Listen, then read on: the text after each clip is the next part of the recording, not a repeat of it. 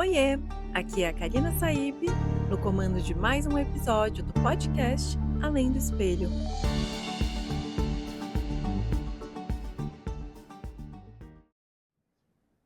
Oi, gente, tudo bem?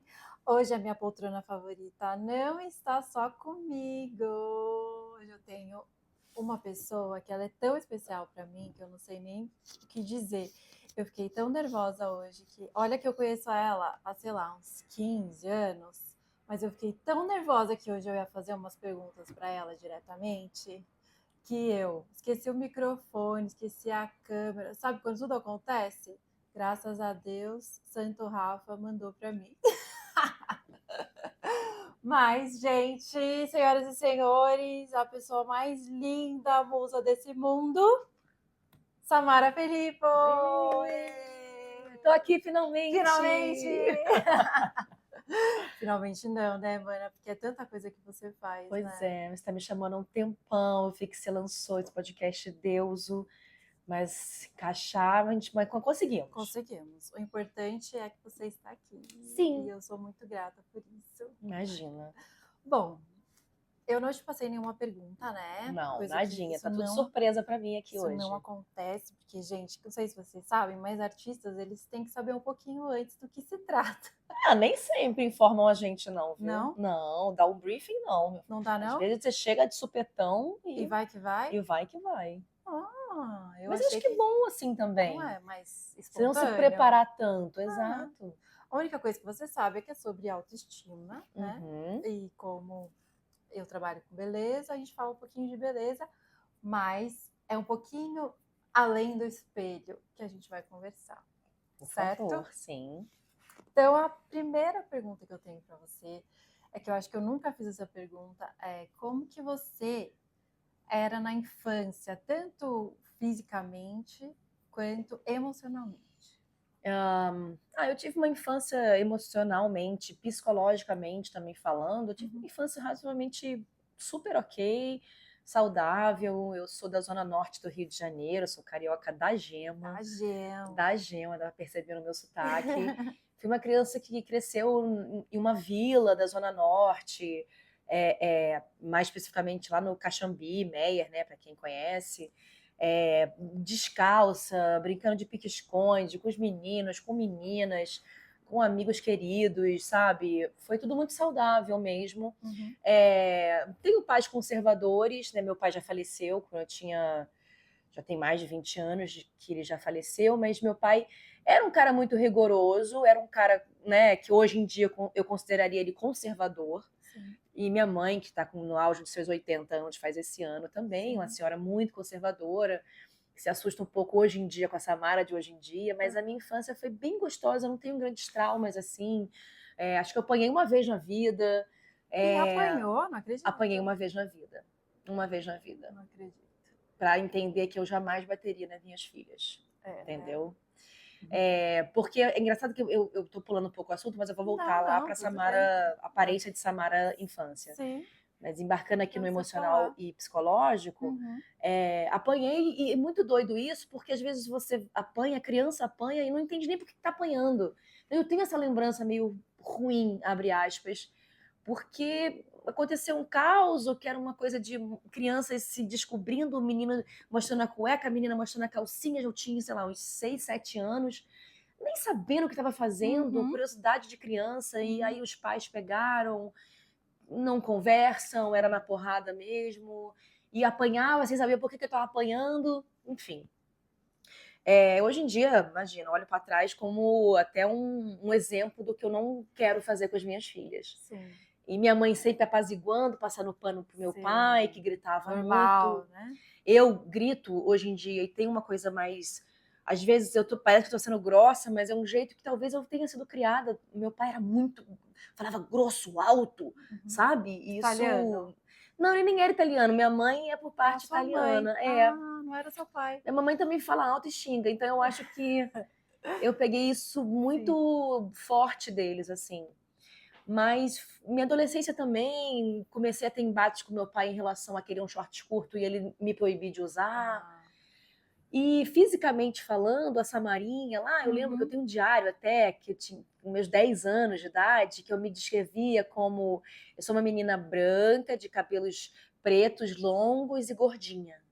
Sério? Você escrevia isso? Escrevia. E eu nunca fui gordinha.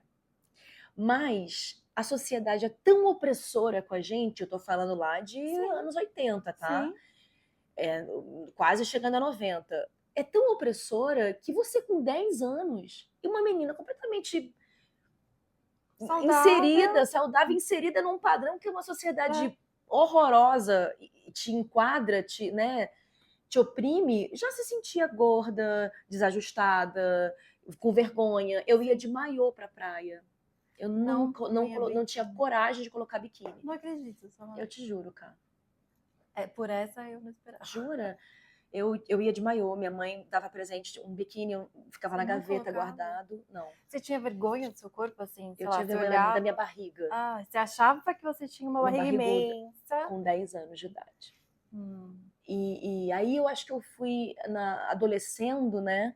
E aí comecei a fazer um esporte aqui, um handball, um vôlei. Uhum. E aí eu fui me encaixando dentro do que os meninos querem ver, que é É, essa coisa de agradar o masculino. é.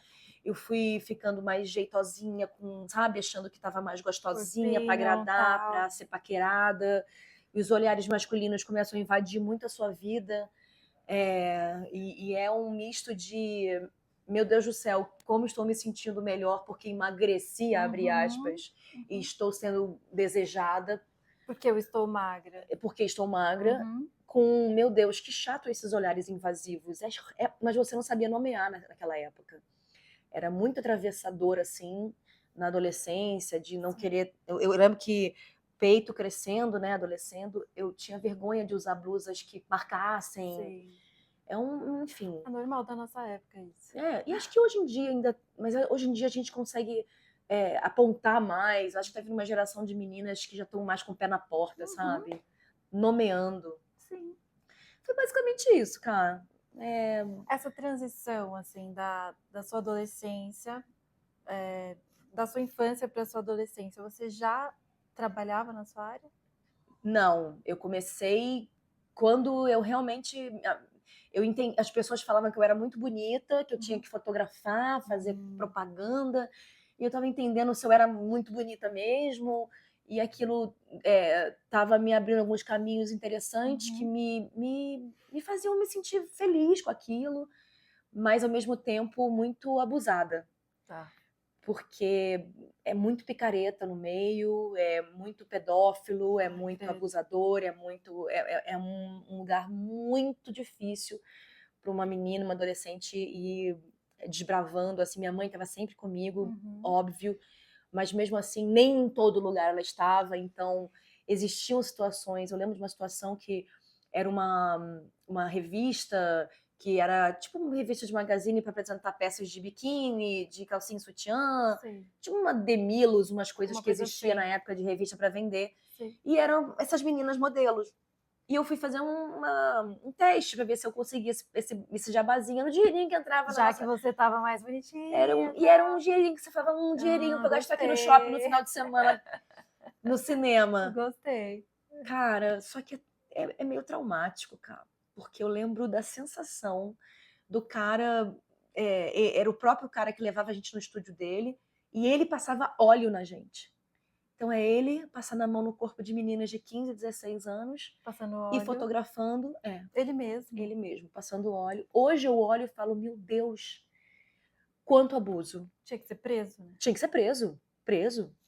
E eu acho que esse cara foi perseguido até, porque Pelo amor descobriram de câmera Deus. no banheiro Pelo amor de dele. Deus. Foi, eu passei por esse tipo escuso de situações na adolescência, começando a modelar, entendeu? Caramba. É bizarro.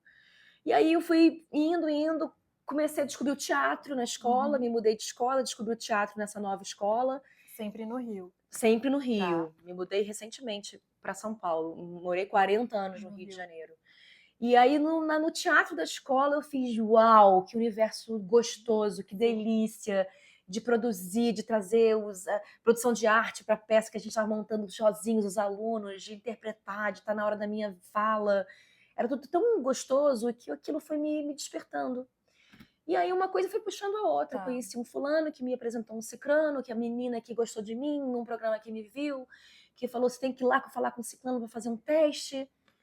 E com 18 anos fui fazer tablado, que é uma escola super conceituada de um curso, né, no Rio de Janeiro de teatro. E fui me aperfeiçoando, fazendo curso de vídeo, de voz. E com 18 anos eu fiz minha primeira novela, que foi Anjo Mal. Foi a sua primeira, Anjo Minha primeira Mal? novela. Quantos anos você De tinha? 17 para 18. Olha, um parênteses. Ah. Nesse período em que você foi se descobrindo como atriz, essa beleza, essa força que veio te dando, como que era a sua autoestima nesse período? Que você era uma pessoa que lá na infância não se achava bonita, se achava Sim. gordinha, depois começou a se descobrir aos olhares masculinos, sim. e aí, de repente, atriz. Cara, a gente tem fases, né? Nesse período. Se eu me lembro bem, eu tinha uma autoestima até que bacana Boa. nessa época. Porque eu estava completamente inserida dentro do padrão. Era uma menina magra, menina branca, de classe média. Não entendia bem ainda o que significava isso, que privilégio é esse nessa sociedade que eu sempre gosto de falar isso, racista, machista, homofóbica. Sim. Então, eu tava confortável para mim, protegida, né? protegidíssima, entende? Sim. Mesmo sem ter conhecimento de causa, comecei a fazer sucesso, comecei a fazer revistas, a ser chamada para as coisas, a ser bem tratada, sabe? Sim. Um portal assim da TV Globo que ela faz, né, quando você adentra a TV, foi me dominando assim. Tive meus momentos de deslumbre completamente em toda a minha inocência, não, minha, como é que é o nome da sua idade? Ai, meu Deus, imaturidade, é essa a palavra. Tive, mas eu me sentia bem. Com 18 anos, né? Até você começar a ver as primeiras críticas, né? Ah, tá. Quando você vai fazer uma outra novela, se você engordou, já vem um diretor que fala, vamos emagrecer 2 quilos? Aí você fala, tô gorda. Assim, nesse nível. Esse nível. Eu já contei isso em algum podcast, alguma entrevista que eu já fiz, de ter uma novela que eu tava no intervalo de almoço, acabei de almoçar, troquei meu prato, peguei a sobremesa e o diretor tirou a sobremesa da minha frente. Não. Porque ele achou que você tava... Porque eu não posso engordar. Eu não posso engordar, entendeu? E isso foi me dominando mesmo no decorrer da minha carreira, a ponto de tomar remédio para emagrecer, recorrer a lipo. Você fez lipo? Eu fiz lipo. Com quantos anos? Com 26 anos. Não, você não fez isso. Fiz, Karina. Sério? Eu tive um rebote grande eu tomava na época, era muito famoso entre as atrizes, um negócio chamado, hoje em dia deve ser o quê? Ozempic, nessas coisas? Isso eu nem... Mas na época, lá nos meus de 22 aos 26 anos, era anfepramona. Ah, eu já ouvi falar. Que é uma prima da anfetamina. Que é uma coisa que mexe no seu neurológico, que tira seu apetite, que te deixa pilhada. Então eu tava sempre disposta, magra, entendeu? Sim. Aí tomava as injeções de não sei o que para tirar a gordura localizada, uma enzima daqui, um negócio... Eu vivi nesse universo. Vivi. Aí quando um determinado momento eu senti aquilo me fazendo muito mal, eu fiz uma coisa que foi um não desmame. Eu joguei tudo fora com um ápice de raiva. E junto com isso, é bom lembrar que eu vivia relacionamentos abusivos. Você, nesse período, você estava namorando atores? Namorava atores. Sempre atores, né? Não. Eu tive um namorado que ele não era ator. Não. E namorei alguns atores que você tá ali, né, cara? Esse é o universo. Você acaba convivendo com aquela pessoa e se encantando por aquela pessoa. E vocês acabam entre si ali na sua classe, meio que se relacionando. Mas namorei, sim, meninas que... Meu primeiro namorado não foi ator, lá quando eu tinha 20 anos de idade. Depois o segundo também não era ator. Eu fui começar a namorar ator depois dos 25, assim. E aí, nesse período de relacionamentos abusivos, de remédio para emagrecer, de nóia com o meu corpo, com a minha aparência, como se eu ia pegar papel, se eu ia estar na capa da revista, eu tirei o remédio e tive um rebote de depressão, choro, engordei pra caramba mesmo, dessa vez eu engordei. porque deu aquele efeito de Sim. você começar a comer compulsivamente. Uhum. E aí que foi que eu entrei na cilada da lipo. Ah, foi aí. Foi depois desse... Tipo, agora eu preciso limpar toda a A merda que eu merda. fiz. Tô fazendo outra merda. Entendeu? Uma merda em cima da Uma outra. merda em cima da outra. Putz. Pois é. E né, na lipo, já tinha malhação? Não. Quando eu Malhação fazia veio? malhação, É, não, foi depois. a lipo foi depois. Foi depois. E em malhação, pra você ter Ah, uma ideia, ah, que foi um personagem, a Érica, super marcante na minha aham. carreira. Aquela atriz da malhação, Amo você. aquela atriz, aquela menina da Aquela malhação. menina É bom lá. da menina que parece que eu não Ai, envelheci, né? menina, você é aquela malhação. Exatamente. Mas o mais doido, cara, é que eu tenho uma lembrança de fazer as primeiras fotos de divulgação da Érica, e a Érica usava calça baixa, Sim. top curto. Tive capa de Total, caderno. amor. E para eu fazer essas fotos era uma tortura, Tá brincando? porque eu me sentia gorda. O palito daquele jeito? Exatamente. Não, não é possível. A gente tem uma imagem muito distorcida na TV. Exato. Tu não tinha representatividade. Meu Deus, Personagens isso era que... super magra. É tão doido, porque uma personagem que era para ser gordinha na novela chamava uma atriz magra e botava enchimento. Não tinha atriz ali Não acima, tinha atriz. né, fora de um padrão exigido. Sim, sim. Não, era uma magra fazendo o papel de uma gorda com enchimento. É muito doido isso. Não sabia disso. É. E assim tira espaços, né? Tira Sim, oportunidades. Mas eu me sentia ainda não encaixada. Eu precisava tirar um pouco mais de barriga. O meu braço estava muito grosso. Exato. Jesus. Exato. A visão mesmo distorcida. Completamente distorcida. E quando, porque assim, a Érica, né, de Malhação, fez um boom, Foi. uma explosão mesmo, né? Uhum. Como que você se sentia? Como a sua autoestima era naquela época? A gente não tinha rede social nessa época, né? Isso é um agravante hoje em dia. Para umas coisas, para outras não. Acho que dá para tirar coisa boa na internet. Dá, Né? dá. Dá para tirar. Dá. Mas naquela época a gente não tinha rede social, então esse retorno imediato, esses haters, essas ofensas, esse discurso de ódio contra você, sua aparência, sua atitude, sua maternidade, né? Hoje em dia eu lido muito com isso. Não vinha diretamente, assim. A gente recebia cartas. Eu ia na Globo buscar caixas de cartas. Mentira. Ai, que legal. Era muito legal, cara. Devia ser tudo desenhadinho. É uma lembrança muito nostálgica e muito gostosa de se lembrar. Sim. Os atores de Malhação eram os atores que mais recebiam cartas. E aí a gente ia, eu voltava com caixas imensas, com milhares de cartas do Brasil inteiro, de Portugal. E eu parava para responder cada carta. Sério? Eu tinha uma fotinho que a gente chamava de santinho na época, autografada, botava dentro do envelope e ia de... Minha mãe me ajudava, mandava para todo mundo que me mandava carta. Que bonitinho. Então a minha única resposta não era nem imediata e era sempre todo mundo me elogiando pela atuação, pelo papel que a Érica... Foi uma representação na época que falou sobre ser soro positivo, né? Ou sobre o HIV, que foi muito polêmico. Só que imagina isso hoje em dia com Instagram, com rede social, com internet, com sites. Ia ser 3.000 vezes boom do que foi na época. Com certeza. Mas, ao mesmo tempo, eu me sentia uma menina desejada. Eu estava tranquila com a minha autoestima. Mesmo lá no fundinho, eu me depreciando porque vinha uma cobrança sobre ser magra o tempo inteiro. Sobre estar impecável o tempo inteiro. Sabe? Tinha, sim, uma pressão. Tinha. Só que era difícil nomear. Porque eu não Ninguém conseguia falava identificar. disso. Ninguém falava. A gente todo só mundo ia no fluxo. Só ia. Todo mundo magro. Só queria agradar.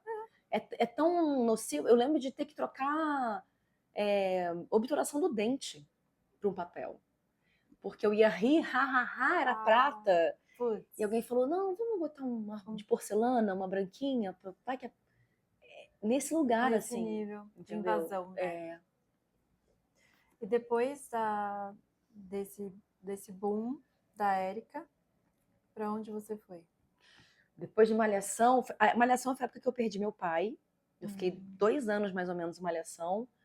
Eu lembro que eu pedi para sair da novelinha, porque com muita dor no coração, porque eu olho para trás, eu tenho uma saudade, eu amava demais estar ali. Todo o elenco, eu levo amigos hoje em dia, até hoje comigo. Sim. Mas eu lembro que, para não ficar estigmatizada demais, para não ficar no estereótipo de só um personagem, eu queria renovar, eu sempre fui muito inquieta em relação ao trabalho. Eu lembro que sentei para ter uma reunião para pedir para sair, né, depois de 2 anos, e fiquei muito mal porque eu perdi meu pai. Sim, Foi uma claro. porrada muito grande na época, muito jovem. E aí eu fiquei quase 1 ano, assim, tentando me curar, sem voltar para trabalhar.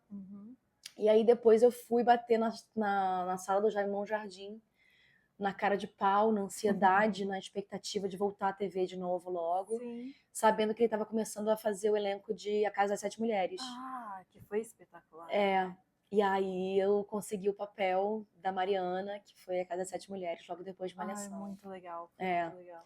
E nesse inteirinho tem uma curiosidade aí que é interessante, que eu fiz teste para presença de Anitta. Fez? Que a Mel fez. Sim. E não peguei o papel, o que pegou foi a Mel, obviamente. Mas eu lembro que eu fiquei frustradíssima na época. Você ia adorar ser a Nossa, eu ia amar fazer, não amar. Mas a Mel pegou e fez lindamente. Foi muito legal. Foi muito legal. Eu lembro que eu até peguei ranço da Mel na época, porque ela tomou o papel, tinha esse negócio, a coisa de competição feminina, né? Também tinha muito, né? A gente tá tentando se livrar disso a trancos e barrancos, porque hoje até então eu sou julgadíssima na internet. Mulher para apoiar a mulher, sufoco. Mas aí fiz esse trabalho que eu considero um dos mais lindos da minha vida, que foi a minissérie. Mas foi lindo demais. Foi. Foi para você mesmo. Foi lindo, foi. A Mariana foi uma roupagem assim que eu vesti, que eu estudei, que eu fiz com afinco, com amor. E a minissérie em si toda era muito bem feita. Agradeço muito por essa oportunidade. E não mostrava o corpo. E não mostrava, com a nova de época, linda. Não é 1800. Não é mesmo? Era um cabelão. Mesmo assim, eu queria estar magra. Claro, pra roupa ficar, né? Pra cara não ficar de bolacha. Pra na novela sair dali e fazer trabalhos fora. Entendeu? Sim, fazer propaganda. Publicidades, capa de revista, tudo isso você tinha que estar sempre. Boa forma, né? Amor. Opa! Porque ali, acho que na época, a boa forma era o ápice, né? Boa forma, shape. Tinha tudo. Tinha até a própria Capricho, que eu era a rainha da Capricho. Se eu não tava na capa, eu tava dentro. Falando sobre alguma coisa. Sempre falando de alguma coisa. Mas falando muito imaturidade. Sim. Você era novíssima, né? E daí, da Casa das Sete Mulheres, você foi pra onde? Agora essa cronologia você me pega, Karina. Peraí. Teve Casa das Sete Mulheres. Será que foi Chocolate com Pimenta depois? Eu... você é aquela atriz do chocolate. Aquela atriz do chocolate. Você fez Chocolate com Pimenta? Você fez chocolate, não fez? Não, Crave Rosa. Você é. fez Crave Rosa. Sempre confundem. Crave Rosa, Alma Gêmea, essas três. Porque vão ficar. Ou achavam que você era a Priscila Fantin, a Nive Stelman. Tudo isso. Você era muito má. Não, mas eu era boazinha. Eu era boazinha, exato. Você maltratou muito sua irmã. Fui eu que fui maltratada. E chocolate. E assim você foi amadurecendo, né? Muito, amor. Você acha que com esses seus papéis, eles influenciaram muito na sua vida pessoal? Acho que sim. Acho que sim. Eu acho que a influência maior vem nem pelo personagem, porque a gente fazia personagens tão distantes da nossa vida. Eu sempre fiz muita novela de época, entendeu? Então não tinha como confundir alguma coisa. Eu tava lá em 1800, depois eu tava em 1920, depois eu tava... Então, mais influenciavam em... O figurino vai encaixar? Eu vou estar bem na tela? Eu tô bonita o suficiente? Eu tô agradando? Sempre eu tô bonita, magra, bonita, Exato. magra. Aí teve, não sei se entre Casa e Chocolate, teve uma participação em Sete Pecados, né? Da Cor do Pecado. Da Cor do Pecado. Que eu fiz a Greta Bazarov. Lembra que tinha uma música? Muito legal aquela. Eu amei fazer também, demais. Foi muito legal. E teve, depois eu fiz... Peraí. Gente, é muito difícil. Eu fiz muita novela nessa época. Né? América? Quando veio a América? América. Foi Você era depois de Chocolate com louríssima, você Pimenta. era louríssima, não era? Louríssima. Louríssima. América é um bom exemplo. Porque a América era um lugar onde eu chamava muito atenção como loura. Uhum. Eu ficava bronzeada para estar, né, com a pele mais queimada na televisão, porque o personagem pedia essa sexualização, essa sensualidade o tempo inteiro. Eu lembro até que tem uma declaração que eu fiz que assim, as louras chamam mais atenção. Tipo assim, eu falava cada merda. Eu não falei tanta merda na minha vida, gente. Eu tenho muito medo de voltar e ficar catando minhas entrevistas. Deixa pra lá. Deixa pra lá, quero rasgar. Mas é inseridíssima, né? Encaixotadíssima dentro de toda Loira essa... ainda. Vixe. E a América foi um bom exemplo de como eu preciso estar bonito o tempo inteiro, cara. Sabe? E foi a época do meu auge do auge, de fazer capas de revista, de fazer VIP. A primeira revista sensual, mas eu nunca posei nua. Tá. Nunca quis. Nunca quis. Nunca consegui aceitar nenhum convite. Não sei por quê. Não sei se foi muita caretice da minha parte. Não sei se eu pedia um dinheiro que eles nunca me pagavam. Pode ser. Ai, eu quero 1 milhão pra posar pelado. Querido, Dá licença. é meu corpo, minhas regras. E aí eu vi atrizes muito conceituadas na época, tipo a Luana, quem pôs? A Débora Seco. Sim. Que eu falo, cara, pra essa galera posar assim, elas devem ter ganhado muito dinheiro. Eu, com toda a minha inocência. Ah, quero X. Aí pedia, não vai, então não quero, então não vou pagar, então não vou posar. E meio que passei por essa fase mesmo sem posar pelada. Hoje em dia eu poso pelada nas minhas redes sociais de graça. Quem quiser tá lá, arroba S Felipe. Com Karina me maquiando. O corpo inteiro. Mas comecei ali em América a perceber o nível aonde isso me alçava, ser muito sensual e muito sexy. E muitas vezes a mídia me querendo muito porque estava completamente sendo vista pelos olhares masculinos. Desejada, né? Exato, sendo pedida nas capas de revistas, pedidas nas matérias. Falo, gente, que loucura. Eu olho para trás e falo, nossa, que loucura que foi, né? E isso, você acha que aí afetou a sua Samara mesmo? A Samara? Não, mas nessa época eu fui minha autoestima mais elevada, amor. Foi? Quando nessa época eu tava mais linda, gostosa, insuportável. Insuportável. Não tanto como me sinto hoje, tá? Aos 46 anos. A gente vai chegar lá. Mas com certeza, de todos que você fez, os trabalhos, esse daí A América me alçou para um grau de... Eu não falo só sensualidade ou sex appeal, mas de sexualização mesmo. Sim. Você sentiu na pele que era aquilo. Era só sainha, shortinho, calcinha, sutiã, o tempo inteiro. Não que um personagem não possa te exigir isso, mas era bastante. Porque realmente você se destacou muito, né? Tô sentindo a pálpebra. Olha aquela pessoa que fica assim, sabe? Da pálpebra batendo. Quando espasmos. Tá tendo espasmo, sabe por quê? Tá lembrando, ó. Tá lembrando. Ó. Cansaço. Segura o olho. Segura aqui. Tá cansada por quê, querida? Você não tem nada pra fazer. Tá cansada de quê? Reclamando de quê? Olha aí, não tá parando mesmo, ó. Segura a pálpebra, segura. Mas vamos seguir que eu vou falando, vai destravando a pálpebra. Vai destravando. É que lembrou, tá vendo? Lembrou da sensação. Tá vendo? E América, aí teve o Profeta. Eu não lembro, eu tenho um problema de cronologia, Karina. Não, mas tudo bem. O importante... Profeta, que eu fiquei com cabelo... Nossa, o Profeta é engraçado de falar, porque eu tava saindo de uma relação muito abusiva. Péssima, horrível. E aí eles exigiram um cabelo batidinho, curtinho, sabe? Sei. E eu sempre fui muito apegada ao meu cabelo. Meu cabelo sempre foi uma arma de autoestima pra mim. Cabelo é um pouco uma... Autoestima é o cabelo. É um cabelo pra mim é uma coisa de identidade, de personalidade. Sim. E aí o cabelo eu tô mal, eu mudo de cabelo. Sim. E eu lembro que isso foi uma força que me deu assim, a gente pensou nessa referência aqui. Aí mostraram uma atriz de um filme chamado, eu esqueci o nome dela agora, Harry Sally. Sabe uma lourinha de cabelo batidinho, curtinho? Bom, quem pesquisem. Tá. Eu falei, corta agora. Corta agora. Eu nunca imaginei cortar o cabelo curto. Eu nunca fui muito fã de cabelos batidinhos, curtinhos. Porque você gosta do movimento, né? Eu gosto de cabelo, de jogar, sabe? Que a gente acaba de fazer isso quando você vai lá e prende. Ai, que cretina! Fica solto mó tempão, Aham, cara. Quando aham. começa a suar aqui, a nuca que eu prendo, É, Karina. 10 minutos. Tá com os glitter e prendo. Fala. Profeta, então, foi, tipo, você nunca tinha tido aquele Cabelo cabelo. curto, assim. E foi difícil pra mim. Escuro, não era? Não, Não. não era preto. Era um cabelo mel. Tá, Era um cabelo meio Entendi. mel, assim. tá. Mas eu me senti com a autoestima muito baixa nessa época. Deixou de ser loura e deixou de ter cabelão. Muito, muito baixa. Aí, murchou. Murchei. Murchou. E tava mal por causa de uma relação.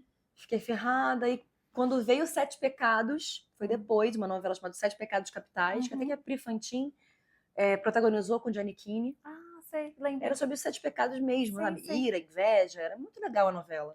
Eu entrei no meio da novela. Eu tenho essa mania, né? As pessoas me botam no meio da novela. Sabe que você dá conta, querida. Ai, que bom. Eu sempre encarei assim. É. Ó, a autoestima aí, tá vendo? Viu? Mas eu fiz Sete Pecados, meu cabelo começou a crescer, escuro, pintei de preto. E eu lembro que foi uma transição engraçada, porque quando eu acabei Sete Pecados, foi uma personagem muito. Aí entra um pouco na sua pergunta de você levava muito pra você os seus personagens? A Simone foi uma personagem muito pesada. É. Ela era muito vilã. Ela maltratava uma menina preta, que se chamava Benta, personagem, que era Amanda Azevedo na época. Era ainda um ciclo muito que não se nomeava racismo, sabe? E era uma personagem muito má. Má de amargurada, não sei o quê. Queria tomar o Marcelo Novaes da Gabriela Duarte. Sim, eu lembro dessa novela. Era a Miriam e o Vicente. E aí, cara, tá no Globoplay, inclusive, essas novelas todas. E aí, cara, quando acabou a novela, eu falei, eu preciso tirar isso de mim. Eu sempre tento me despedir dos personagens, sabe? E aí fiquei loura, de novo. Ah. Que aí, quando eu fiquei loura, eu fui fazer o quê? Dança dos Famosos. Ah, foi daí que você foi pra Dança dos Famosos. Exatamente. E tava com o cabelão. Lourinha. Não, nem Não, tava tão tava- grande. Tava Tava aqui, assim, ombro, no ombro. que era o cabelo que vinha crescendo do Profeta, Tá. entendeu? Mas tava maiorzinho. Tava já. maiorzinho. Já dava pra pegar. Mas não tava mais pretão como tava na novela. E aí fiquei loura e fui fazer Dança dos Famosos. E aí a gente tá indo agora pro luto, né? Que aí eu conheci o genitor. Ah, agora chegou a hora. Será-se? Aquela pergunta. Ai, lá vem. Como é que você conheceu ele? Conheci ele na balada. Na balada? O pai das meninas na balada. Conheci ele numa boate no Rio de Janeiro, em que vieram me apresentar a ele, uma amiga em comum. E nos apresentamos. Eu não me interessei muito no início. E aí ele conseguiu meu telefone de alguma forma. Eu fiquei puta da vida, porque eu falei que não era pra dar meu telefone pra ele. E deram, né? Deram, me atravessaram. E aí a gente foi bater, ele foi me dissolvendo, me amolecendo, batendo papo, gente boa. Foi gostando dele, ele de Foi você. uma troca, foi recíproco, foi indo. Gente boa. Sim. É o gente boa no início, sabe? O famoso É o gente famoso boa. gente boa no início já. E aí foi desenrolando, eu fui pra lá, ele já jogava lá, e eu fui passar um tempo lá, foi lá que a gente começou a namorar, em Phoenix, no Arizona. Nessa época eu perdi meu avô, eu tava lá, e foi aí que o lobo dá o bote. Porque eu tava muito, muito abalada emocionalmente. E aí vem aqui, ó, vem abraçadinho. Já que ele é grandão, né? Vem aqui. E eu fui indo, a gente se apaixonou. E aí a gente vai entrar no meu assunto principal da minha vida hoje em dia, que é essa romantização. Eu ainda era muito romantizada. A gente quer o quê? Formar nossa família, ter nossos filhos, né? Montar o nosso castelinho da princesa. Malditas princesas da Exato, Disney. malditas princesas da Disney. E o pai das crianças era o meu salvador. Ele veio me salvar, sabe? Vamos ser felizes para sempre, agora com a nossa bebê no colo. E estava realmente inserida dentro dessa exigência social, né? Cumprindo o protocolo que me propuseram, né? Você quer? Então bora. Bora. Você tem que, não é você quer. É você tem que fazer isso. É que nem eu acho que quem é que eu vi falando sobre isso? Eu vi agora um reels muito bom da Fátima Bernardes. que ela fala sobre essa... Agora, no Dia das Mães, ela soltou uma que é... pra mim, era a gente nasce, a gente cresce, a gente arrumar um emprego, noivar, casar e ter filho. Morreu. Acabou. Você não será completa, realizada, nunca amará incondicionalmente se você não cumprir esse protocolo. E junto com isso, cara, vem toda a exigência. A minha mãe queria que eu desse netos a ela. Sim. Às vezes você tem um parceiro que te cobra esse filho no momento que às vezes você não quer engravidar. E eu falo isso muito também, que é tipo, às vezes, pra mim, eu ouvi uma frase assim, a maternidade é uma escolha, tem que ser uma escolha da mulher. Para muitas mulheres nem Não é uma é. escolha. Não. Não é uma escolha, Não ela é- nem percebe Não é isso. bem assim. É fácil falar, né? É super. E aí a gente se conheceu nessas circunstâncias, e eu cometi um erro gravíssimo, que foi engravidar com 2 meses de namoro. Ai. Foi assim, tipo, consciente? Jamais! Que Jamais. consciente, Karina! Não, porque eu já tava 3 tapas na sua cara agora, que você tá aqui na minha Não, frente. linda, jamais consciente. Não tinha a menor consciência do que é maternidade. Você tava lá? Você tava lá? Eu ficava indo e vindo. Como eu já tinha uma carreira consolidada nas minhas costas, eu nunca consegui pensar em largar toda a minha vida e a minha construção de um sonho que foi a minha carreira para ser dona de casa e mãe e esposa. Mas, inevitavelmente, a vida estava me empurrando na parede para isso. Sim. As exigências sociais, o encaixotamento, a romantização. Então, quando o meu contrato com a Globo acabou, eu já tinha minha primeira filha, a Alicia estava pequenininha, eu falei, cara, tem um cara aqui que tá me sustentando, que tá comigo nessa jornada. Sim. Não tô me chamando mais pra novela. Ele tá vivendo lá fora. Eu vou abandonar aqui e vou ficar com a minha família lá. E larguei. Tanto é que era sua família, né? E fui morar em Phoenix. Só que morando em Phoenix, não lembro quanto tempo eu estava lá, que eu descobri minha primeira traição. Uma porrada na minha cara. Uma traição bizonha, horrorosa. Eu nunca falei muito dela na mídia. E nem quero me aprofundar muito nesse assunto. Nem precisa. Porque... Mas que foi Como que você se sentiu? um lixo, cara. Um lixo. Traída, jogada para um lugar onde eu não sabia nem como agir, como sair. Movida por uma raiva, um ódio. Frustrada, porque parece que a culpa foi minha, com uma bebê de 10 meses. Alice, acho que não tinha nem 1 ano ainda. Fiquei 4 dias presa numa cidade que eu não tinha como vir embora, pedindo para pagar minha passagem. Com aquela sensação, né, de traição. Veio na sua por que eu larguei minha vida e vim pra cá? Veio na sua cabeça isso? Tudo. Cara, eu tinha o meu apartamento, eu tinha assim, fugindo à exceção de milhares de mulheres, eu ainda não dependia financeiramente dele. Sim, você tinha suas coisas. Sim. Eu, desde os 18 anos, eu tinha meu salário na minha conta, tinha meu plano de saúde, meu carro na garagem, meu apartamento. Tudo bem. E tudo bem. Só que eu tinha que formar minha família. Eu tinha que me realizar como sendo mãe. Então, quando eu tive essa traição, eu vim embora, depois de um tempo. 2 meses depois, eu perdoei o pai das minhas filhas. Porque Estando aqui no Brasil. Estando no Brasil. Uma série de pedidos de desculpa, me perdoa, vamos voltar, nossa família, te amo mais que tudo. E você cai nesse conto da carochinha. Ele assumiu? Cara, não tem como ele não assumir. Tá. Eu tenho tudo registrado. Tá. Eu falo, como é que... Eu peguei e-mails trocados com mulheres, entendeu? Não tem como negar. Plural. Mas mesmo assim ele negava. Claro. Todos eles negam. Sim. Né? Não é, você me natural. Conhece. Quem me conhece sabe. Minha família me conhece. Entendeu? Eu jamais faria isso. Eu só uma conversa. Eu tenho cenas que tem que virar comédia um dia. De tão, na época foi aterrorizante, hoje em dia eu já dou risada disso. E que nem hater que a gente faz conteúdo de comicidade, porque senão você adoece. Cara, e aí vim-me embora, e 2 meses depois eu perdoei.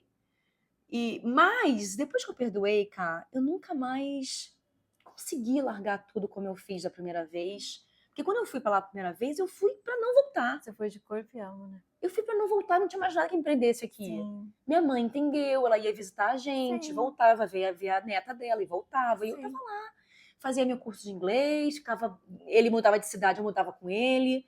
Tudo Vivia a bem vida até aí. dele, eu ia acompanhando o marido. E você estava bem com isso? Não sei, Tá. não sei. Nessa época você não sabe como você se sentia. Não sei se eu tava no mood, no fluxo, Tá. no Só tava indo, né? conformismo. Só tava indo. Eu sei que eu amava ele, eu queria estar com aquele cara. Eu não sei ainda em que lugar que ele me fazia mal. Tá. É, tinha medo do futuro. Uhum, Morria de medo, uma cagona do futuro. uhum. Talvez por uma criação da minha mãe, de me colocar esse medo, essa noia da aposentadoria, de você ver ele na velhice, de você. Cuidado, cuidado, cuidado. Exatamente. Uhum, Isso era muito incutido em mim. uhum. E fui no flow, fui no fluxo, fui indo. Porque tava tudo bem. Mas de repente eu vi que não tava tudo bem. É.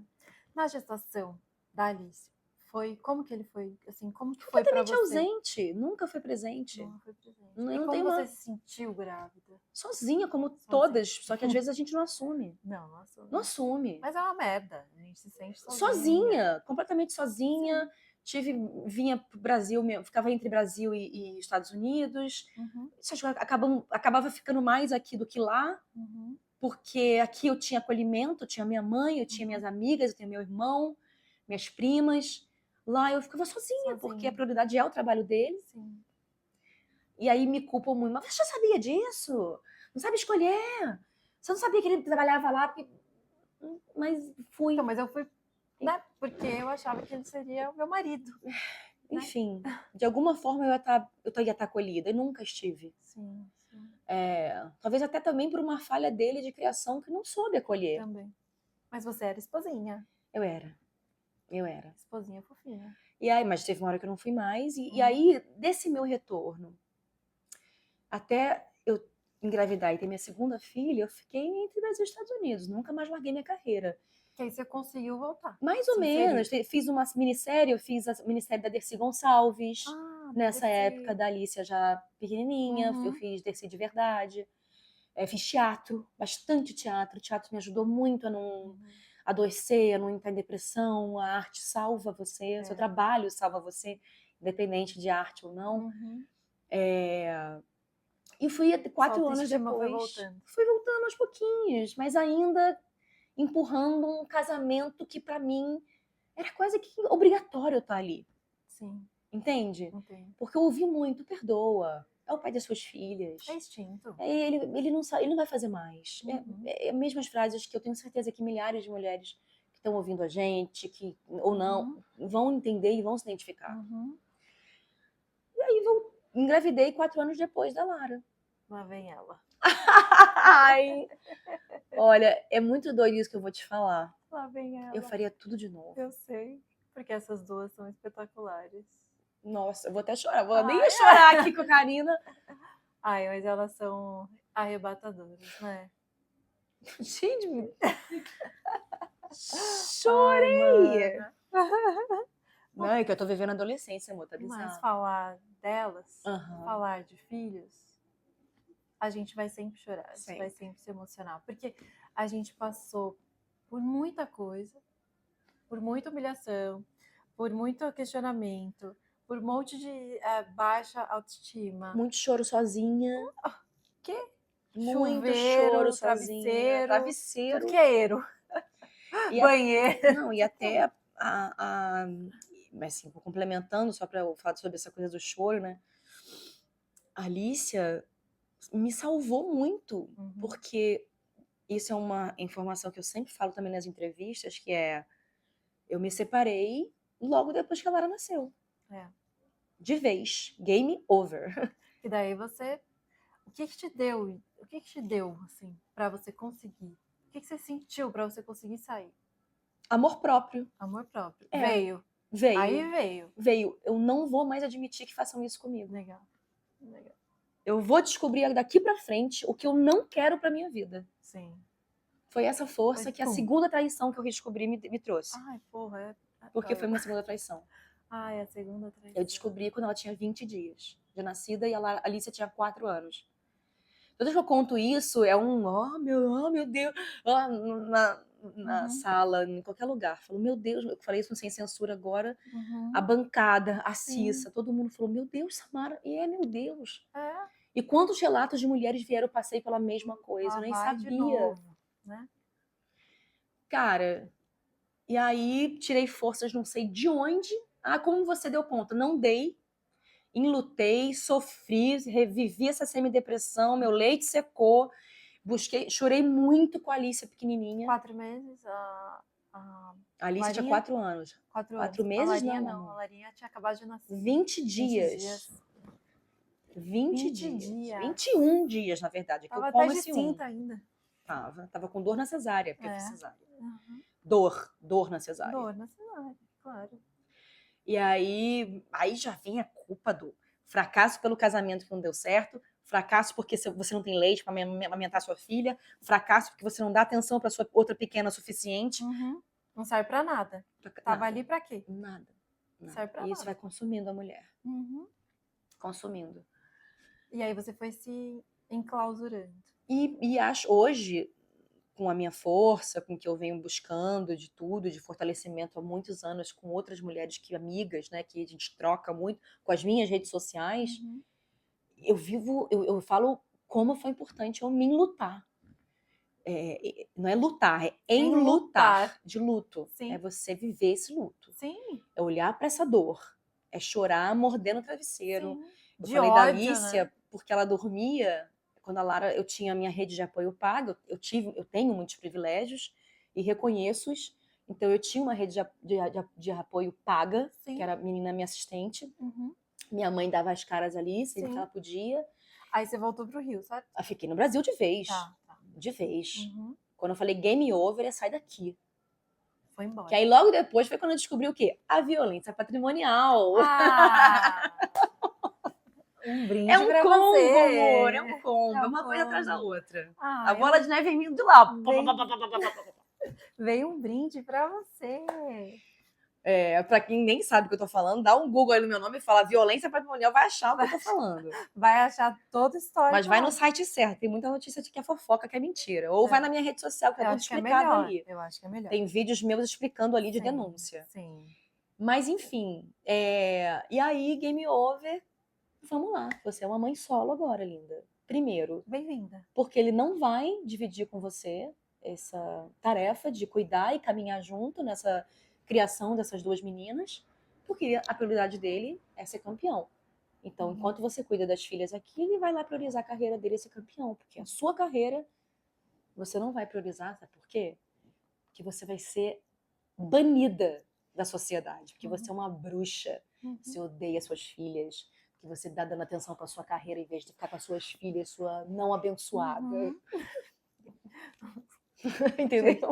Sua desgraça. Não tem gratidão pelo que... Não tem gratidão por tudo que você teve até hoje.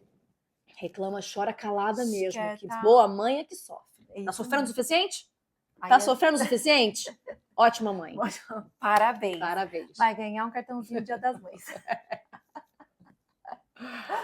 Aí você começou a trabalhar? Aí demorou. E aí eu vim... Aí que o cabelo me salvando aí, ó. A autoestima veio, hein? Veio porque eu... depois de um tempo, na verdade, tem um combo aí que foi... Que eu não posso negar isso, que é o Elídio, que é meu parceiro atual há 11 anos, né? Demais. O que tá ali na criação delas junto comigo todos os dias. Sim.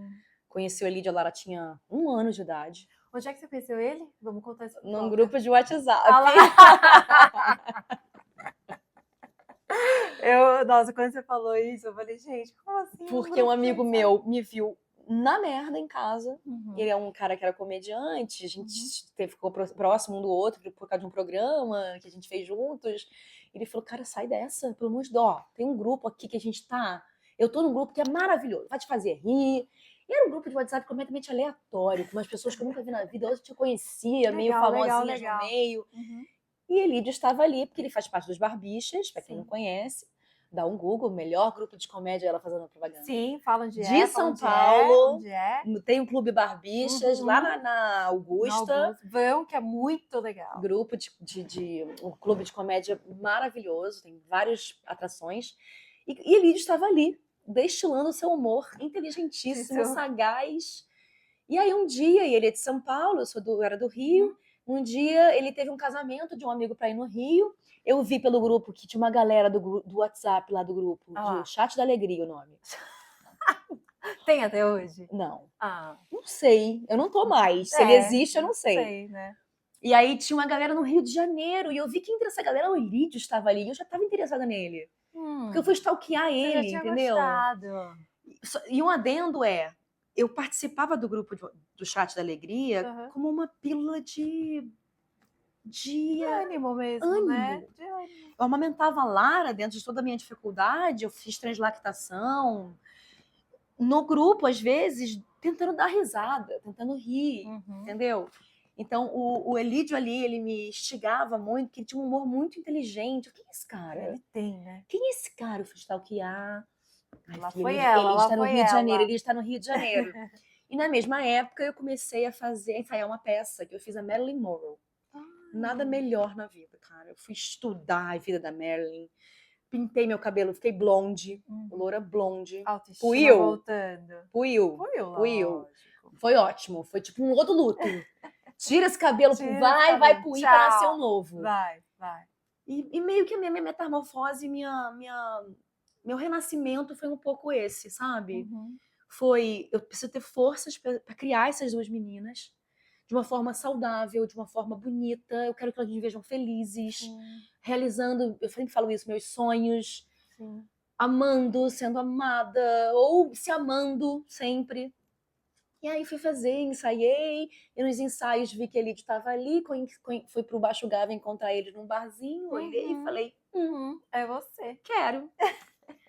E aí isso foi, sei lá, uns 6 meses, né, depois que eu tive todo o baque, foi até rápido, se você for perceber.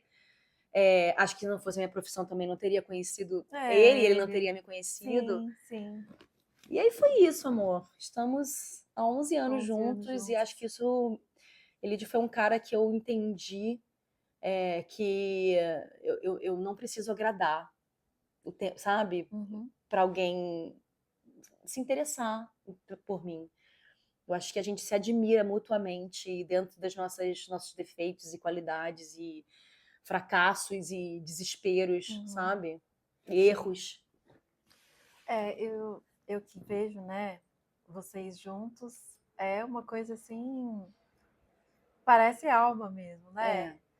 Se completa ao mesmo tempo que você tem um humor também muito inteligente, ele também. E ácido, a gente se encontra muito nessa acidez, nesse deboche. As provocações de vocês são as melhores. Adoro. Quando eu acho que eu tô sendo cruel e debochada, ele é pior do que ele eu. É pior. Entendeu? Porque às vezes que eu tô lá, ele consegue ser pior do que você, né? Mas assim, eu acho que esse resgate foi muito bonito, né? Foi. Isso reverberou automaticamente nas minhas filhas, sabe? E também, independente se eu tivesse conhecido um parceiro ou não, eu precisava sair daquele buraco. Sim, lógico. Mas é necessário eu ir até o fundo do buraco. Aí é famoso, achei minha mola. Qual é a sua propulsão? Qual é a sua mola? Como é que você consegue começar a dar um pulinho devagar para conseguir pegar aqui, ó, na beirada do precipício e levantar de novo e olhar a vida e falar, opa, vamos lá, a caminhada é sozinha, são dois seres humanos que dependem de você. Se espelham em você. Emocionalmente, não só financeiramente, que o meu recorte é de um pai que mesmo atrasado paga, né, uma pensão, aquela famosa, até paga uma pensão. Nossa, ele até paga. Ele até paga uma pensão, ele até me ajuda. Olha. Loucura, né? Ai, não falta nada, né? Não chora. Porque o nível de mensagens que eu recebo de milhares de mães que ou recebem R$200, né? Ficam luxando com essa pensão por aí. Não sei, gente, coloca unha postiça, cílios postiços, uma cabelo. Loucura, prótese de silicone, vai para Cancún. Vai sobrar R$200. Mas alguns nunca pagam. E nada é feito, né? A gente tem essa impunidade desse judiciário machista que não tem olhado para mães. E assim vai, né? E você trazendo agora um pouco para o que você está fazendo agora, envolve muita coisa. Você trouxe para suas filhas um exemplo de mulher que por mais forte que você seja, você mostra a sua vulnerabilidade, né? Você Mostro. mostra para elas que, olha, filhas, eu choro, eu não Eu gosto, não sei o que eu tô fazendo. eu não sei, Não sei lidar com essa estou situação. fraca, não sei o que eu faço agora, olha, tá acontecendo Eu isso, ruí isso, aqui, isso. daqui a pouco eu me organizo e me levanto de novo. Elas Desculpa se eu veem falei aqui isso. com você. Uhum. Elas veem isso, né? Vem. Então elas têm esse espelho em você. Totalmente. E também, apesar de tem essa relação, apesar de que pouca, mas tem a relação com o pai. Tem, super, amam esse pai. É uma E tem coisa que amar, é o pai que elas têm, tá tudo certo. é uma coisa que eu sempre falo, que eu estava presente, e eu posso dizer isso. Você fez uma festa de 15 anos para sua filha, e você convidou o pai e a família do pai. Não, eu não sabe? convidei, não. Foi ela que convidou. Eu não convidaria. Vamos dizer assim, você deixou entrar. Mentira, quando eu... Não. Não, você mandou Como é que eu convite. vou Você fazer mandou isso, convite. gente? Imagina. A Alicia, que tá com 15 anos, que fez, né, esses 15 anos, Uhum. ela ama esse pai, ela admira esse pai Uhum. em tudo que ele faz de profissional, Uhum. que ele é, e que eu admiro ele como profissional também. Sim. Isso é bom lembrar. Acho que o Brasil todo, Exato, né? admirar o que como ele atleta, representou. né? É um cara negro num lugar de poder, de representatividade. Para mim, era de meninas que sonham em jogar basquete. Eu admiro esse lugar. Sim. Mas isso é um outro rolê em relação a ser pai, genitor e chegar junto. Exatamente, é outra coisa. Então, cara, pelo amor, eu acho que não tinha possibilidade desse aniversário acontecer sem ele. Sem ele. Não, e foi muito bonito de ver a alegria dela, né? Com a família Você ali, estar ali, as duas dele famílias. estar ali. Exato. Eu adoraria ter uma relação melhor com ele, Karina. É que realmente as adversidades das nossas situações não permitem. Não cabem, né? Não cabem. Não cabem. É muita atrocidade pro meu critério, pra eu engolir. Não dá. É muita coisa. É muito forte. Você passa por muita coisa. Não dá. O que não tem nada a ver com a relação delas como pai e filho. Nada a ver.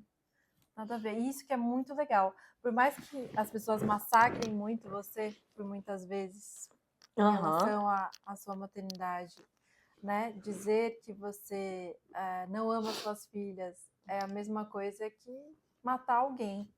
Porque é tão cruel, né? Mas é muito doido, né? Eu até brinquei uma vez com aquela atriz que você ama, né? Eu amo aquela atriz, a loura. Eu amo. Então, falando sobre isso, tipo assim, cara, deve estar tendo um curso das pessoas que conseguem olhar um story, sei lá, 30 segundos de story e entender o corre daquela pessoa. Incrível. E julgar a maternidade e de como os filhos delas são.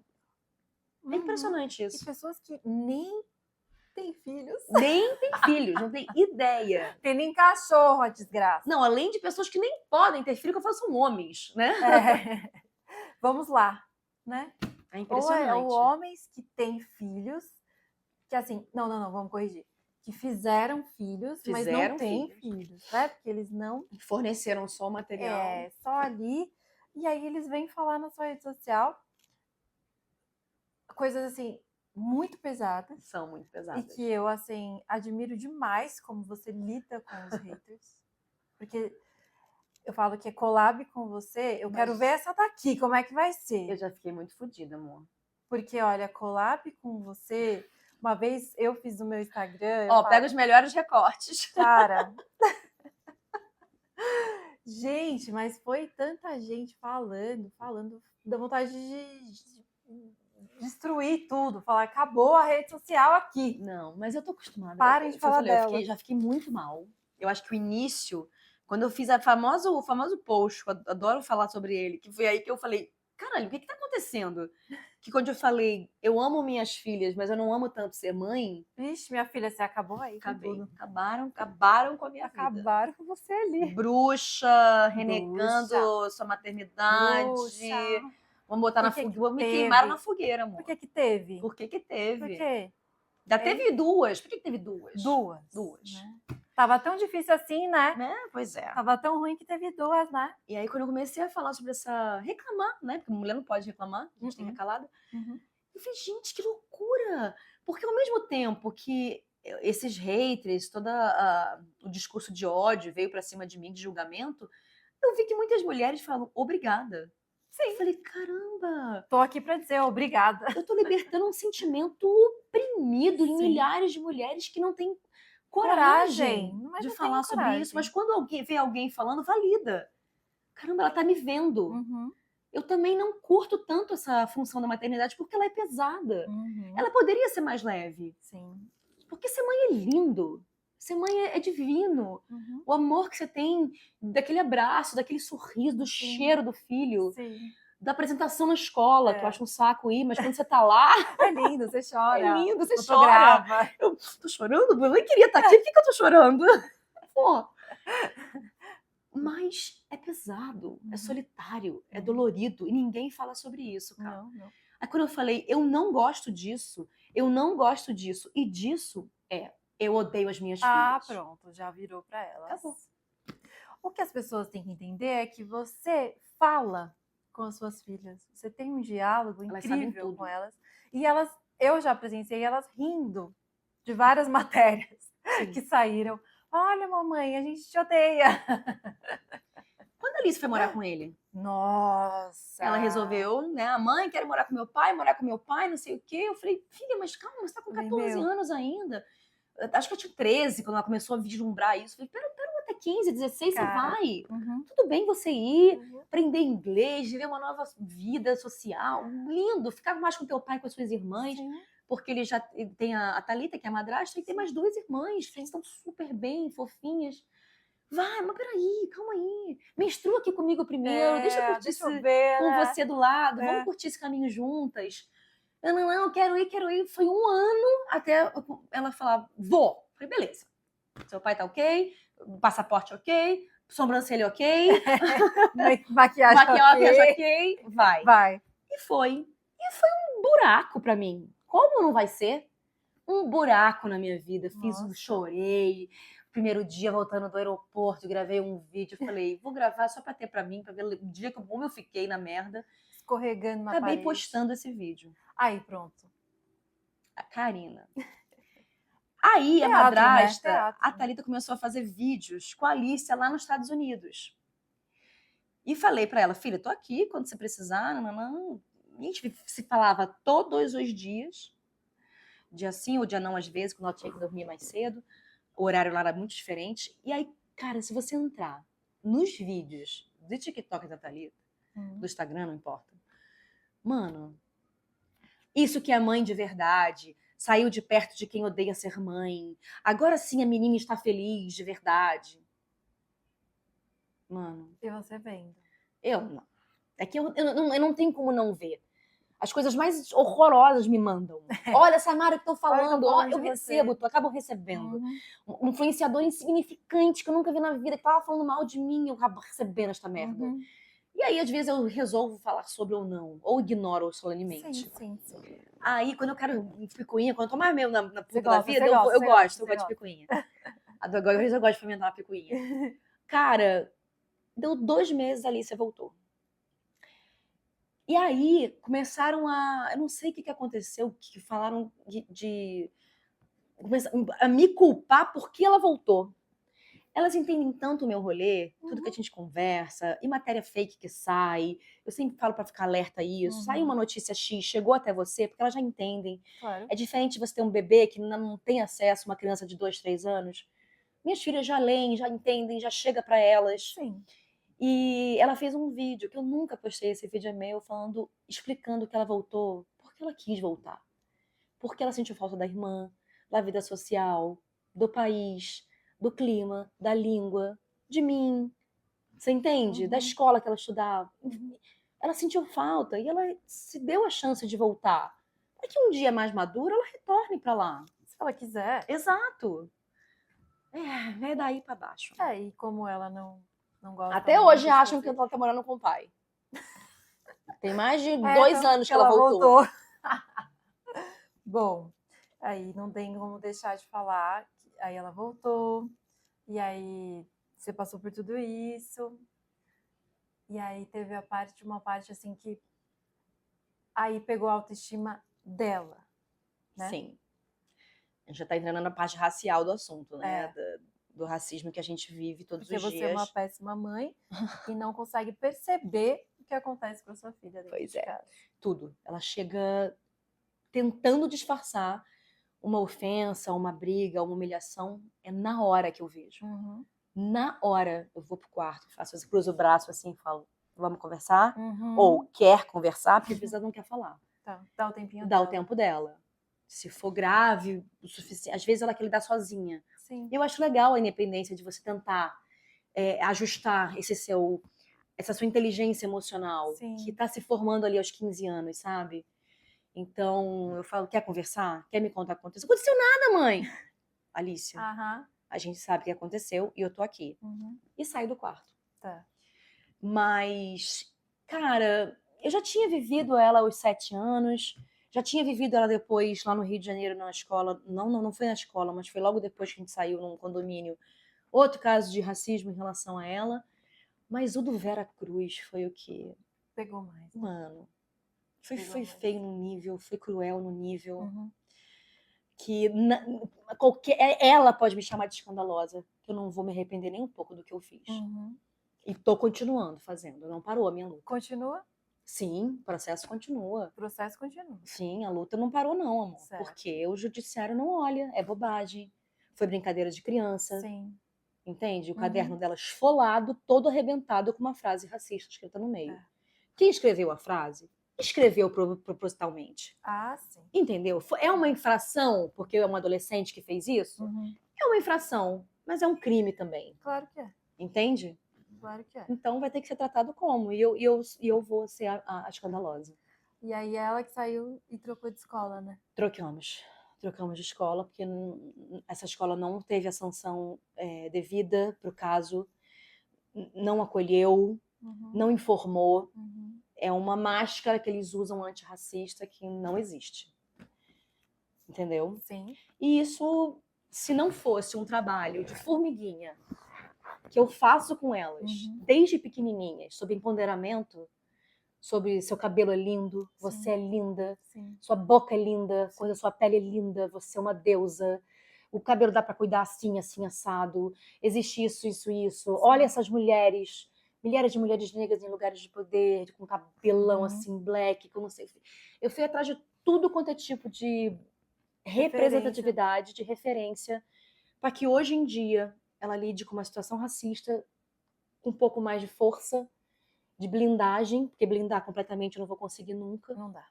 É uma dor inigualável, eu nunca vou saber, só através delas. E mexe muito na autoestima. Mexe muito. Só que eu sou muito orgulhosa desse meu trabalho, Cá, porque é engraçado que aqui Muito Além do Espelho, e eu fazia muito além de cachos. Né? Porque a gente falava muito além do que é um cabelo bem cuidado. Uhum. É muito além do que são cachos perfeitos. É muito além do que um crespo bem, sabe? É muito além disso. Uhum. Só da estética em si. São muitas camadas e é muito profundo o assunto que às vezes eu tinha até medo de... Até hoje eu não sei com que propriedade eu ainda consigo e posso falar. Por isso que o letramento racial é tão importante para todo mundo. Para todo mundo. Porque mina e acaba com a autoestima de muitas meninas pretas na adolescência. Crianças, mas na adolescência é muito feroz. Porque agora você está vivendo ela, né? Eu tô vendo como reverbera. Porque é um lugar também de pertencimento. Eles te desgrudam da família. Uhum. Hoje ela tem redes de lugares de amigos. Uhum. E ela quer pertencer àquele grupo de amigos. Ela não quer ser excluída dali. Claro. E a Alicia sempre me relata coisas do tipo, por que falam mais grosso só comigo? Por que só fizeram isso comigo? Uhum. Isso tem a ver com racismo. É que ela não enxerga ainda. Entende? Porque é duro enxergar. Vai doer, né? Vai doer.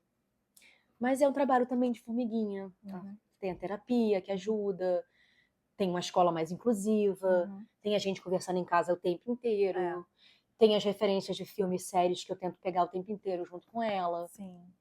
Apontar, nomear. Porque não dá pra você combater se você não nomeia. Entendeu? Por isso que eu acho importante falar desde cedo sobre racismo, homofobia, machismo com nossos filhos.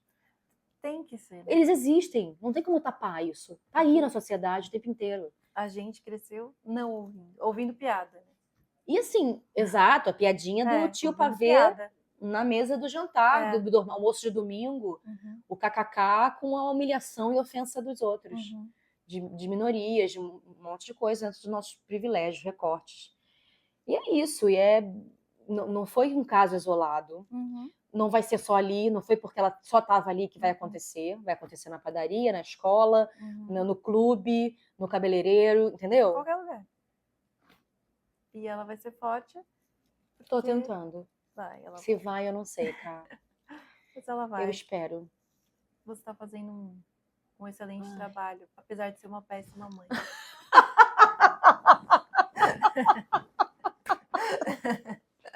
Obrigada! Ai, de nada. E assim ela termina o podcast. Agora, assim, uma pergunta que eu sempre faço no Além do Espelho, que é a da percepção real mesmo, que é o que é autoestima para você? Nossa, essas perguntas assim que vem numa bomba. Ai. Autoestima, eu acho que depende muito de como os outros te veem. É algo muito difícil dentro da sociedade que a gente vive de se cultivar. Nós mulheres, principalmente, num todo. Porque você pode ser a mulher mais bem-sucedida do mundo, você pode estar cheia das suas cirurgias e seus procedimentos, você pode estar fazendo academia todos os dias, você vai estar sempre procurando um defeito em você. Porque vão colocar defeito em você. E aí você já vai para casa e o espelho não vai ser o seu amigo. Autoestima é ter o espelho como seu amigo. É diferente de amor próprio, sabe? Sim. Uma coisa vem da outra, assim, se eu tô conseguindo me expressar direito. Eu acho que a autoestima você espera dos outros para você tentar regar sua autoestima. O amor próprio tá dentro de você. Sabe? Eu acho que um vem de fora, o outro vem de dentro. Quando você se olha hoje, o reflexo que você vê no espelho, conscientemente, quem é você? Eu sou uma mulher que ainda encontro defeitos. Tento não procurá-los, porque eu sei que diz muito mais sobre esse julgamento, os outros, do que sobre mim.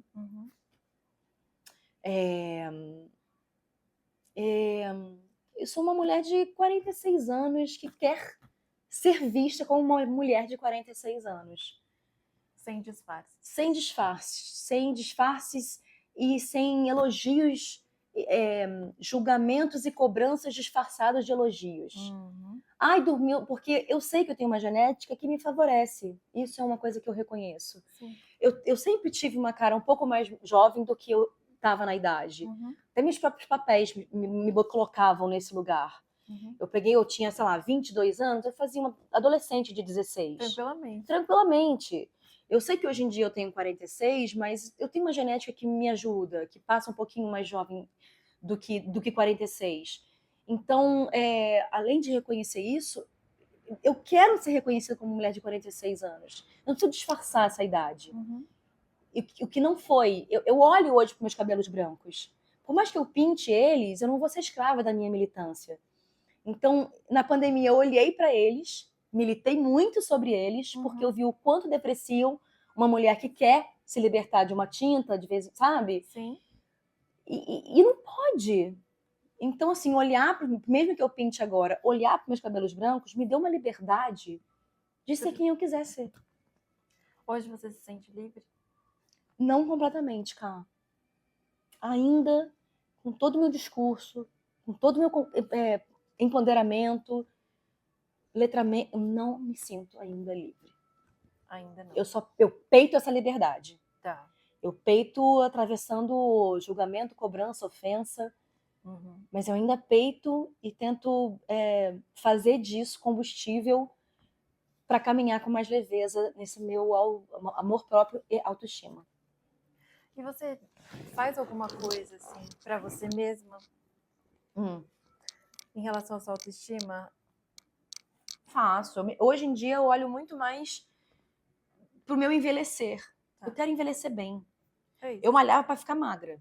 Eu malhava para ser gostosa, para ter a perna sarada, para Hoje eu malho porque eu quero ter um joelho bom. Eu quero andar. Eu quero. A minha mãe é uma mulher que agora tá com 80 anos e tá com comorbidades. Tá cai toda hora, não tem força na própria perna. É uma senhora que foi sedentária a vida inteira, pelas causas dela. Viveu para a família, para os filhos, para o trabalho. Não ia para academia, entendeu, minha mãe? Não olhava muito para ela. E eu tenho oportunidade de olhar mais para mim. E eu vou fazer isso com carinho. Então, a minha musculação, que é minha terapia. Eu busco tentar fazer meus procedimentos de estimulação de colágeno, que a gente tem. A gente tem ainda, hoje, como fazer. A medicina trouxe, a estética trouxe isso pra gente. Vamos fazer, por que não? Mas tenho muito medo de errar a mão e começar a olhar de novo, como é que fala? Sem forma pra mim. Disforme, olhar de forma Como você não é. errada. E errar a mão e falar, preciso puxar mais aqui, porque eu vou me ver na foto e tô vendo um pé de galinha, e tô vendo minha olheira, e tô vendo que tem uma ruga do bigode aqui. Quero olhar com mais carinho e tô nesse trabalho ainda. Então é difícil falar que hoje eu sou mais livre em relação a isso. Mas hoje as minhas terapias são de longevidade, de querer chegar na idade da minha mãe com saúde. Independente se eu tô botando meu botox no meio da testa ou não, entendeu? Eu quero estar em pé, fazendo minha... Aí eu gosto muito de fazer, eu parei agora por causa de grana. Mas eu não consigo fazer yoga, eu não consigo meditar, eu não sou dessas práticas, já tentei, eu sou prática agitada, isso... Ai, mas vai que faz, que você vai... Não quero, obrigada. Eu quero Muay Thai, eu quero musculação. Não quero respirar. Eu quero... Eu quero sim, Karina. Eu quero respirar. Eu preciso aprender a respirar. Mas de outra forma. A reflexologia é um negócio que eu amo fazer. É muito bom, né? Ai, gente, reflexologia foi um achado. Porque é uma das únicas massagens que eu faço, desligo. Realmente. Né? Realmente. Você consegue parar. Ai, eu comecei a voltar, se a vida, quando acaba, eu falo, caramba. Voltei. E a drenagenzinha facial, né? A drenagem facial de Karina Saib. Tem os cuidados. Tem renovar meu book me faz bem. Tá lá bonita. Pá. Exato, ver uma make muito bem feita, com meu cabelo bem penteado, com uma roupa séria. Eu gosto. Eu fazer as minhas festas é uma terapia para mim. Botar a roupa que eu quero, que me sinto sexy na idade que eu tenho, independente do que eu tenho que usar ou tenho que me comportar. Que é um trabalho teu. Né? Super. Que aí a gente fala sobre etarismo em relação a isso. Sobre como a gente é podada depois dos 40, por exemplo. Você tem 46 anos, você faz festas como DJ. Eu toco na minha festa, eu danço no palco quando eu quero, eu rebolo como eu quero. Eu vou com meu parceiro e beijo na boca dele, e danço, e vou embora às 5 da manhã, e tomo meus bons drinks. Isso é uma espécie de terapia e autoestima para mim. E pra gente, infelizmente, chegar no final do episódio, ai, que triste.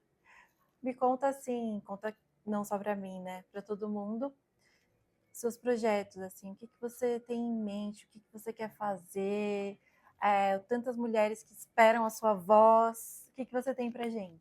Pois é, tem esse lugar de ter virado uma voz ativa dentro de militantes da maternidade, né? Tem algumas, e eu preciso escolher também as minhas lutas, porque eu também não sou de ferro e não consigo lutar por tudo, né? Você escolhe uma bandeira, você tem empatia por diversas militâncias, mas nem tudo você consegue lutar por. Então eu escolho as minhas batalhas e espero conseguir minimamente. Eu acho que se a gente tem uma rede social que é relevante nesse lugar, eu quero tê-la e fazer disso um lugar de voz ativa de mulheres e mães, O negócio da LAP tem me pegado muito, né? Atravessado muito. E os casos de racismo, né, em escolas. Sim, sim. São duas bandeiras que eu estou levantando muito ultimamente. Sim, sim. Eu tenho. Quem quiser ouvir o Exaustas, está no YouTube. Só digitar lá, um podcast, videocast, na Vai verdade. ficar lá, né? Vai ficar lá e tem Perfeito. assuntos maravilhosos gravados, importantíssimos da minha vida, da Gi e da Carol. Sim. O meu sonho é fazer um solo falando de maternidade de uma forma debochada, Sim. cômica, política, Sim. sabe? Esse eu tô esperando. Eu vou, amiga. Eu só preciso seguir aqui o rumo e ter Sim. coragem, porque Sim. eu ainda me auto-saboto. Eu ainda não me acho boa o suficiente. Eu ainda acho que ninguém vai. Sabe aquela coisa? Vou marcar a estreia e ninguém vai. Ai, que horror. Morro de medo. Morro de medo. E quem não morre de medo, né? Quem não morre de medo? Só vai. Eu vou Só ligar esse on e vou nesse sonho, que foi a peça Mulheres que Nascem com os Filhos, foi um sonho, a gente parou ela agora, mas é um projeto que foi um sonho realizado, que a gente foi espetacular. Ela é maravilhosa, Ela né? A gente desromantiza a maternidade. Uhum. Quem sabe ela volta um dia, Quem mas sabe? a princípio agora os meus projetos são esses. Montar o meu solo, continuar produzindo minhas festas, e voltar para a TV, morro de vontade, tô aí buscando um caminho. Vai voltar. Porque perguntam muito isso, é bom falar isso. Sim. Ai, por que você não tá fazendo novela? Por que não me chamam? Tem que chamar, certo? E hoje em dia, não me chamam porque eu sou uma atriz fracassada. Não me chamam porque eu não sou competente. Não, isso não existe mais na minha vida. Eu sei da minha capacidade, eu sei da minha competência como atriz, do meu ofício, só que não me chamam e tá tudo bem. Se tiver que voltar, tô me deixando à disposição. Fui lá no produtor de elenco, falei, tô de volta, hein? Vamos lá? Foi sumido. Fui muito bem recebida, sabe? Foi maravilhoso. E na hora que pintar a oportunidade, na hora que tiver que ser, vai ser. E é um outro também sonho que eu tenho de voltar. Um monte de saudade de novela, do estúdio, de decorar um texto para novela. Era uma atmosfera muito maravilhosa, de viver outras vidas dentro de um folhetim, sabe? Sim. E é isso, acho que é basicamente isso. E criar minhas filhas. Né? Por último, né? Acho que eu vou abrir mão. Lembrou? Lembrei disso. Poxa. Preciso fazer isso. Peraí, que tá faltando alguma coisa. Você viu que não foi prioridade, né? Olha só. Desculpa essa minha falha. Achei que era a primeira coisa que você ia falar. Tô decepcionada. Desculpa, gente.